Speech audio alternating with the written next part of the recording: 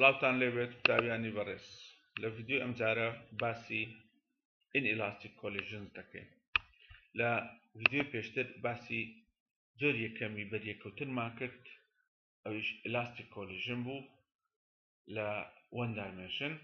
گوتمان لە elastic collision momentum is conserved and kinetic energy also is conserved. واتە momentum سیستمەکە ناگۆڕێت، هەروەها جوولەوزەی سیستمەکەش ناگۆڕێت. لە inelastic collision زاریشتر momentum سیستمەکە ناگۆڕێت، واتە momentum سیستمەکە پێش بەریەکەوتن یەکسان دەبێت بە momentum سیستمەکە دوای بەریەکەوتن. بەڵام ئەوەی کە دەگۆڕێت جوولەوزەی سیستمەکەیە. گە سەیری بکەین ti جوولەوزەی سیستمەکەیە پێش بەریەکەوتن کە دەکاتە 1/2 miv1i توان 2 کۆ 1/2 m2v2i توان 2. tf جوولەوزەی سیستمەکەی دوای بەریەکەوتن. ئەگەر بە وێنەش سەیری بکەین، ئەگەر لێرە سەیری بکەین v1i خێرایی پارتیکلەکەیە کەواتە 1/2 m1v1i توان 2 دەبێتە جوولەوزەی پارتیکڵی یەکەم. v2i خێرایی پارتیکلەکەیە پێش بەریەکەوتن. لێرە دوو جۆرمان هەیە. گوتمان ئەگەر خێرایی پارتیکلەکان نەگۆڕێ ئەو پێی دەڵێن perfect inelastic collision، بەڵام ئەگەر خێرایی پارتیکلەکان گۆڕا ئەوە پێی دەڵێن inelastic collision. لێرە دوای بەریەکەوتن دوو ناومان هەیە، ئەوەیە یان ئەوەیە خێرایی پارتیکلەکان دەگۆڕێت ویان ناگۆڕێت. میم لە دوو حالەتەکە ئێمە وا دادنین کە دەگۆڕێت کەواتە 1/2 m1v1f توان 2 کۆ 1/2 m2v2f توان 2. ئەگەر v1f یەکسان بوو بە v2f ئەوە پێی دەڵێن perfect inelastic collision. وەگەر یەکسانیش نەبوو ئەوە general inelastic collision دەبێت. کەواتە ئەگەر سەیری بکەین جوولەوزەی سیستمەکە دەگۆڕێت دلتا t دەبێتە tf کەم ti، یعنی گۆڕان لە جوولەوزەمان هەیە لێرە لە inelastic collision. و ئەگەر بینی یاسای مۆمنتەمیش بنووسین، وەکو گوتمان مۆمنتەمی سیستمەکە پێش بەریەکەوتن ئەوە لای چەپە، ئەوەش مۆمنتەمی سیستمەکەیە دوای بەریەکەوتن. واتە مۆمنتەمی پارتیکڵی یەکەم کۆ مۆمنتەمی پارتیکڵی دووەم یەکسانە بە مۆمنتەمی پارتیکڵی یەکەم کۆ مۆمنتەمی پارتیکڵی دووەم دوای بەریەکەوتن. کەواتە بە کورتی دەتوانین بڵێن لە بەریەکەوتن مۆمنتەم ناگۆڕێت، واتە p before دەکات p after. مۆمنتەمی سیستمەکە پێش بەریەکەوتن دەکاتە مۆمنتەمی سیستمەکە دوای بەریەکەوتن. جوولەوزەی سیستمەکە پێش بەریەکەوتن یەکسانە جوولەوزەی سیستمەکە دوای بەریەکەوتن کۆ q. ئەو qە ئەوە گۆڕانە لە جوولەوزە. ئەگەر q سفر بێ یعنی جوولەوزە نەگۆڕایە، ئەگەر q سفر بێت ئەو کاتە ئەمە پێی دەڵێن elastic collision. گۆڕان لە جوولەوزە. ئەگەر q سفر بێت زۆری بەریەکەوتن پێی دەڵێن elastic collision، یعنی there is no change in kinetic energy، یعنی جوولەوزە نەگۆڕا. ئەگەر q پۆزیتیڤ بوو ئەوە مانای وایە یعنی جوولەوزە کەم بووە. یعنی ئەگەر q پۆزیتیڤ بوو لێرە ئەمە تیمان هەیە، سیستمەکە لێرەش تیمان هەیە دوای سیستمەکە دوای بەریەکەوتن. q کاتێک موجب دەبێت ئەگەر هاتوو بڵێن ئەگەر هاتوو لێرە وزە کەمی کردبێت. ئەگەر لێرە ئەمە یعنی دوای بەریەکەوتن ئەو دوانە کۆکەینەوە لێرە کەمتر بێت لەوانەی کە پێش بەریەکەوتن کۆمان کردێتەوە، کەواتە ئەمە پێ دەڵێن endoergic collision. کەواتە ئەگەر q پۆزیتیڤ بێ یان نێگەتیڤ بێ لەم دوو حالەتە هەردووچیان کەواتە دەڵێن جوولەوزە گۆڕاوە. ئەگەر q پۆزیتیڤ بێ یعنی جوولەوزە کەمی کردووە، ئەگەر q نێگەتیڤ یعنی جوولەوزە زیادی کردووە، یعنی دەڵێ there is an energy lose، there is an energy gain وەری گرتووە. کەواتە ئەگەر q پۆزیتیڤ بێ ئەو پێ دەڵێن endoergic collision، ئەگەر q نێگەتیڤ بێت ئەوە پێ دەڵێن exergic collision. و لەم دوو حالەتەش ئەمە هەردووچیان پێ دەڵێن inelastic collision، ئەگەر پۆزیتیڤ بێ یان ئەگەر نێگەتیڤ بێت. ئەوەی کە گرنگە گوتمان بۆ دۆزینەوەی لە elastic collision و لە inelastic collision گوتمان خێرایی پارتیکلەکانە، چکە بە خێرایی پارتیکلەکان دەتوانین مۆمنتەمی سیستمەکە بدۆزینەوە، دەتوانین جوولەوزەی سیستمەکەش بدۆزینەوە. کەواتە ئێستا زۆر بە ئاسانی دەتوانین بزانین خێرایی پارتیکلەکان پاش بەریەکەوتن چی بەسەر دێت. بدلالة خيراي بارتكل كان بيش بريكوتن يعني اما استدتوانين لهاوششي مومنتم على هاوششي مومنتم معناها قسيدي مومنتم سيستمكا بيش بريكوتن يكسانا مومنتم سيستمكا بيش دواي بريكوتن كبيدلن conservation of momentum هروها لهاوششي coefficient of restitution كواتا وتمان كده كاتا ريجينيوان speed of separation to the speed of approach لم دو هاوششي زور بأساني دتوانين خێرایی پارتیکلەکان دوای بەریەککەوتن بە دەلالەتی خێرایی پارتیکلەکان پێش بەریەککەوتن بدۆزینەوە دوو هاوچێشەمان هەیە لەگەڵ دوو نەزانراو دەتوانین ئەو دوو نەزانراوی کە لێرە هەمانە V1F لەگەڵ V2F یعنی چی دەکەین دێین هاوچێشەی دووەم ئەمە جارێک V1F دەدۆزینەوە لە هاوچێشەی دووەم لە هاوچێشەی یەکەمی دادنین جارێکتر دێین V2F دەدۆزینەوە لە هاوچێشەی دووەم لە هاوچێشەی یەکەمی دادنین کەواتە دەتوانین بە ئاسانی V1F و V2F دۆزین دووبارەی دەکەمەوە لێرە دوو هاوچێشەمان هەیە هاوچێشەی conservation of momentum لەگەڵ هاوچێشەی coefficient of restitution لە هاوچێشەی دووەم جارێک V1F دەدۆزمەوە لە هاوچێشەی یەکەمی دادنێم جارێکتر لە هاوچێشەی دووەم V2F دەدۆزینەوە لە هاوچێشەی یەکەمی دادنێن اینجا دەتوانین زۆر بە ئاسانی لەم دوو هاوچێشەیە V1F بدۆزینەوە بە دەلالەتی V1I لەگەڵ V2I هەروەها V2Fیش دەدۆزینەوە بە دەلالەتی V1I V2I لێرە پێویستیمان بە ماسی پارتیکلەکان هەیە لەگەڵ زۆری بەریەککەوتنەکە E coefficient مثلا بۆ نمونە ئەگەر بەریەککەوتنەکە ئیلاستیک بێت ئەو کاتە E دەبێتە 0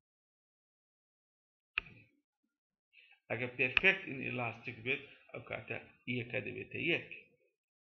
ئەنجا لێرە لەم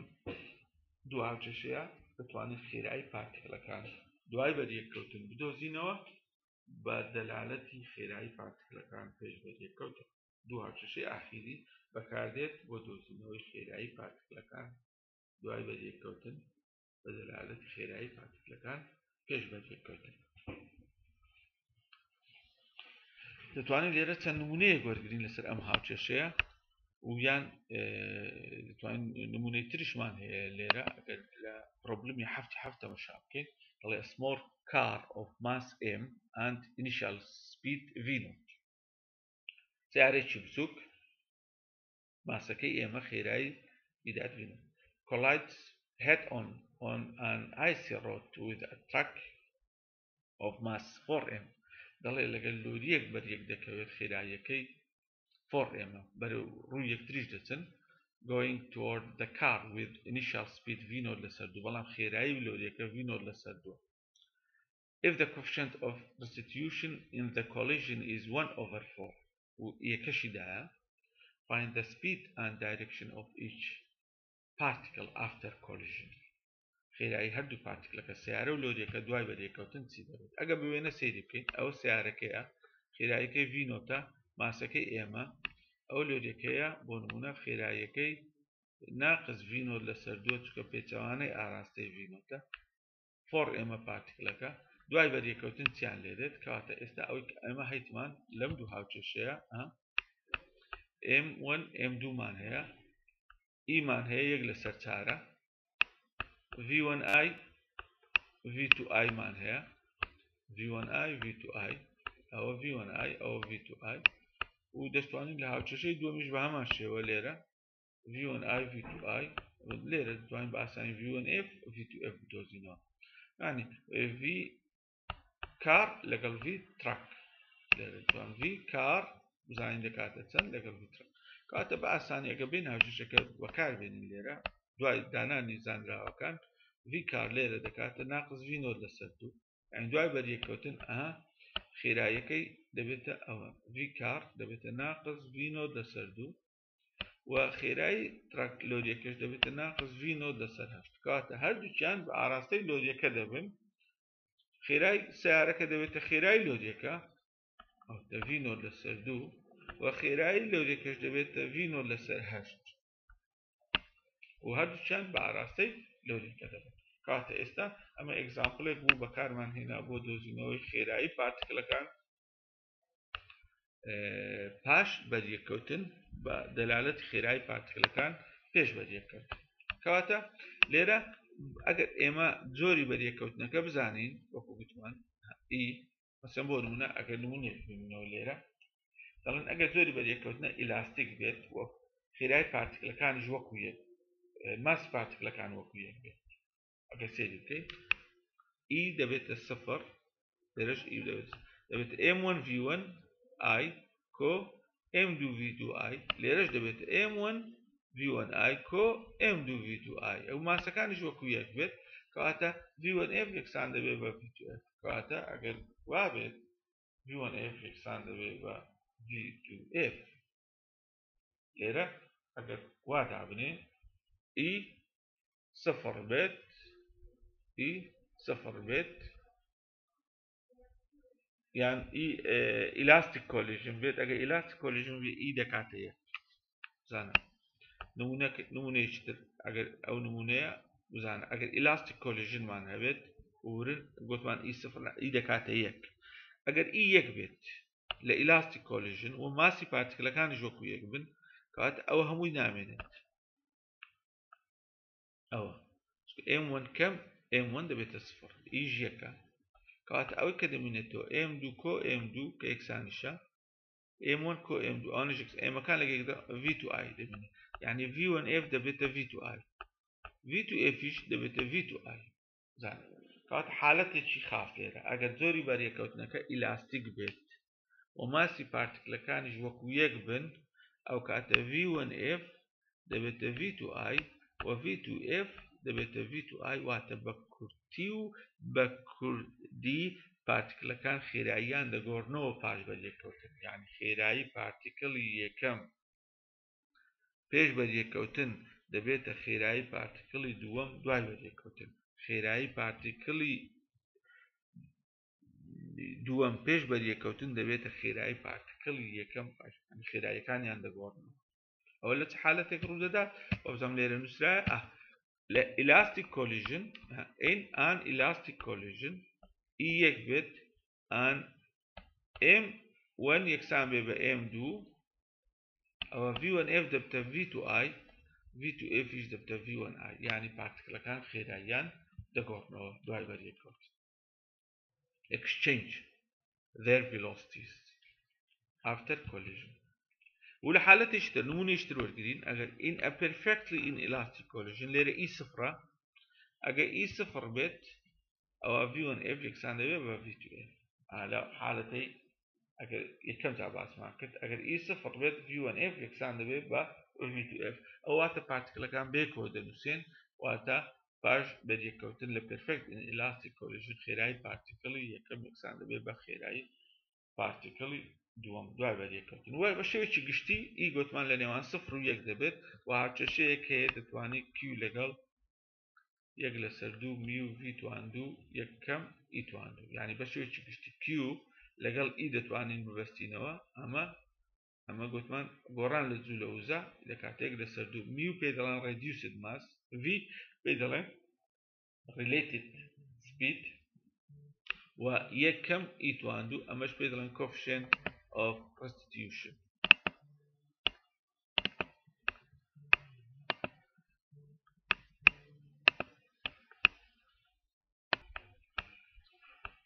کەواتە بە شێوەیەکی گشتی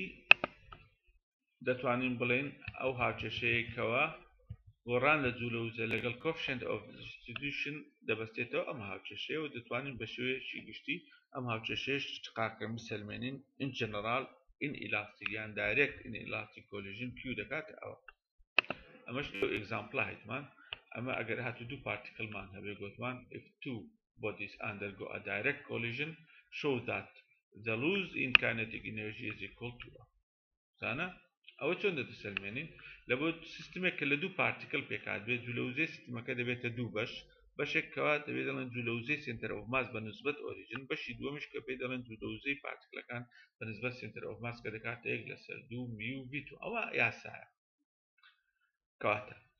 ئەگەر پێش بەریەکەوتن وەری بگرین ئەوە بەشی یەکەم ناگۆڕێت بەشی یەکەم هەروەکی خۆی دەبێنێتەوە چونکە سنتر ئۆف ماس ناگۆڕێت دوای بەریەکەوتن ئەوەی کە دەگۆڕێت جوولەوزەی پارتیکلەکانە بە نسبەت سنتر ئۆف ماس کەواتە خيراي يعني related speed ل v دبيتا v dash كاتها kinetic energy of two particles system before collisions أوش kinetic energy of two particle system after collision كاتها ليرة لم هاوش الشيء أجر q ورقدين كده كاتها t كم t dash ليرة بش يكم لقل بش يكم دروات أو كده منيتو دبيتا يجلسر دو ميو v تواندو كم يجلسر دو ميو v داش تواندو أو كهاو بش ليرة زانا أو كهيتمان ليرة e دكا v داش لسر v e دكا v داش لسر v يعني coefficient of restitution دكا speed of separation to the speed of approach ليرة لزياتي v داش دتوانين بنوسين دكاتا e v يعني v داش تواندو دكاتا e تواندو v تواندو و هاو بش وري بقرا ليرة يجلس سر دو ميو v تواندو هاو بشا أو كده منتو ليرة يكم e تواندو دارا بأساني سلمان مان كوا ليرة coefficient of restitution لقل kinetic energy بشوية إخواروا دقور كواتا ليرة بشوية چكشتي أما سلمان مان كوا q لقل e چون دقور بونمونا أگر استا لا elastic collision وربقرين لا elastic collision e دكاتا يك كواتا q دبتا صفر لا elastic collision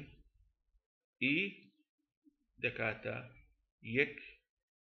q دبتا صفر لا perfect in elastic collision ليرة e دكاتا صفر q دكا يجلسر دو ميو v تواندو أمان دتوانين بوشوية تفسير كن e اگر يك بيت q دكا صفر يعني اگر e صفر بيت كدكاتا perfect in elastic collision q دكاتا مهم دتوانين ليرة e بزانين دتوانين q بدوزينه ميو قوتمان reduced massa v related speed زۆری دووەم و کۆتا لە بەریەکەوتنەکان پێ دەڵێن oblique collision ئەمە پێ دەڵێن هێت دوو زۆرمان هەیە لە سەرەتا باسی ئەو پێ دەڵێن one dimension ئەوەی لای چەپ بزانە ئەوەی لای ڕاست ئەگەر تەمەسای خەتی بلیاردەکە بکەن کە دیار بێ بزانە لێرە ئەمە بەلاری بەریەک دەکەون ها ڕاستە و ڕاستی تۆزێک لارە و دوای بەریەکەوتنیش بزانە دوو خەتی جیامان هەیە بزانە یعنی ئەوە تۆپەی سپێ دەچێتە لای ڕاست ئەو تۆپەش لە بۆ هەدەفەکە لێرە ئەمە لای چەپ یعنی بزانە دوو ئاراستەی جیاوازمان یان بە شێوەیەکی تر ئەگەر لێرە وێنەکان ئەو لێرە ئەو بەریەکەوتنی لار بزانە ئەو بەریەکەوتنە پێ دەڵێن بەریەکەوتنی لار چکە بزانە ئەگەر ڕاست بێت بەو شێوەیە ها ئەمە دوو پارتیکلمان هەیە m1 پارتیکڵی یەکەمە خێرای v1 ئایا m2 پارتیکڵی دووەمە خێرای یەکەی سفرە واتە مۆمنتەمەکەی سفرە بزانە ئا لێرە جیا دەبنەوە بەس لە بۆ ڕسمەکە جوانبی بزانە تۆزێک دوورمانەی خستەوە ها پارتیکڵی یەکەم بزانێت گۆشەی سێتا دروست دەکات لەگەڵ x پارتیکڵی دووەم گۆشەی فای دروست دەکات لەگەڵ تەوەرەی x یعنی ئێستا گۆشەی نێوان هەردوو پارتیکلەکە دوای بەریەکەوتن دەبێتە سێتا کۆپا ئەوە m1 بە گۆشەی تێتا کەواتە شیتەڵ دەبێت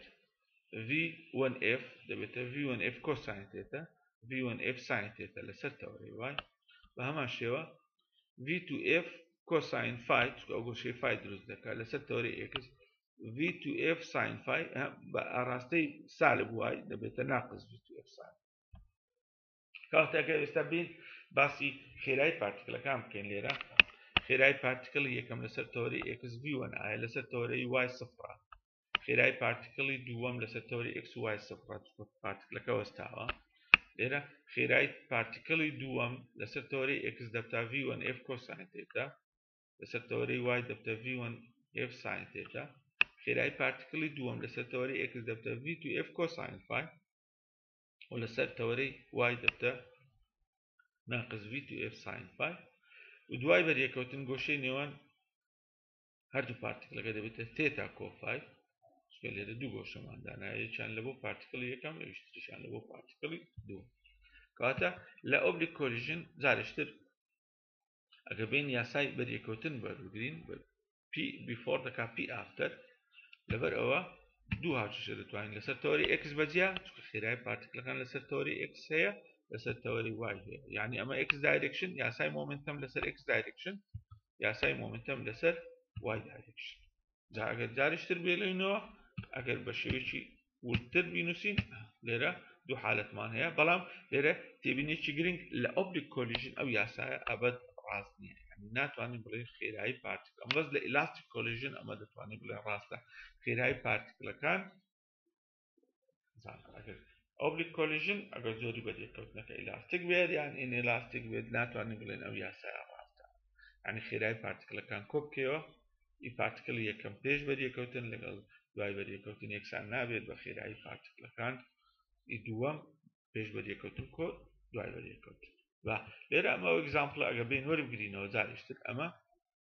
پیش بدی کودن خیر ای پارتیکل یکم لسر توری اکس لسر توری وای دیاری دکین لیره لسر توری اکس دکات M1 V1 I اوتا لسر توری وای دبیت صفر لپاش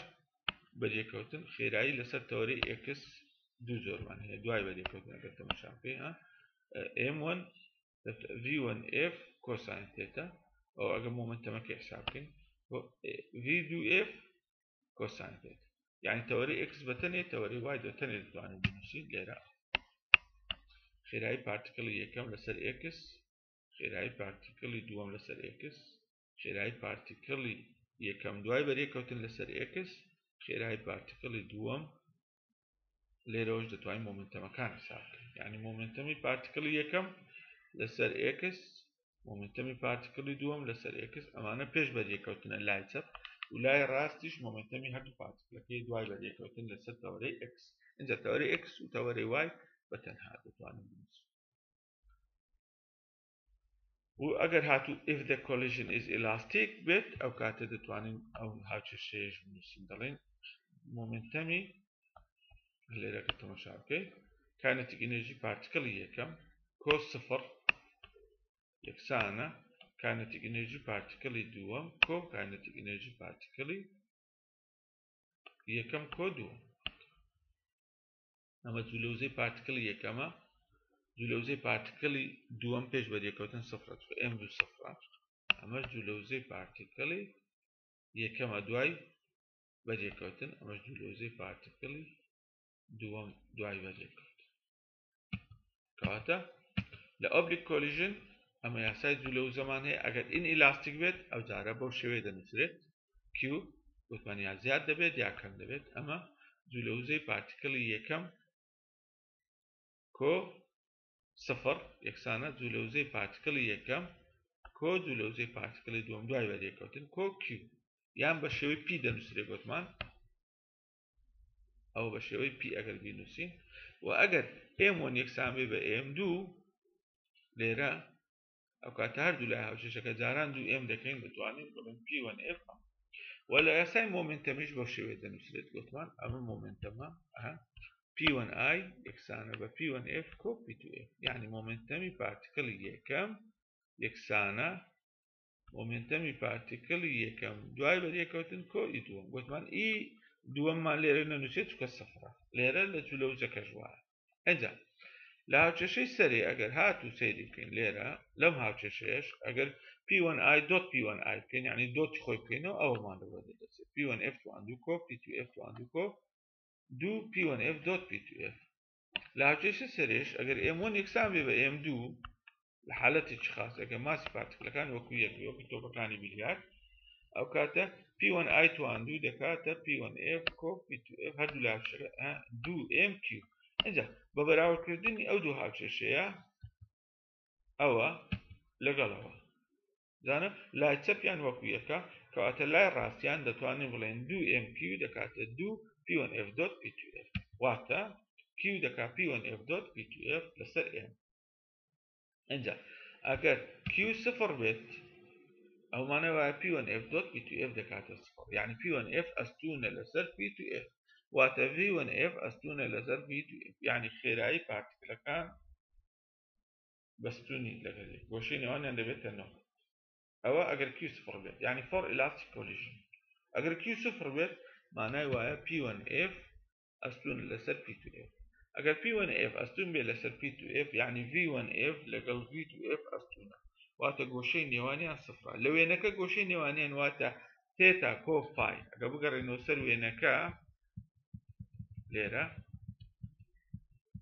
ئەو گۆشەیە دەبێ نۆهەت بێت تێتا لەگەڵ فای کۆبکەوە دەبێ نۆهەت بێت ئەوە V1F لەگەڵ V2F ئەستوم بێت تێتا لەگەڵ فای کۆبکەوە دەبێت یعنی تێتا کۆ فای دەبێتە فای لەسەر دوو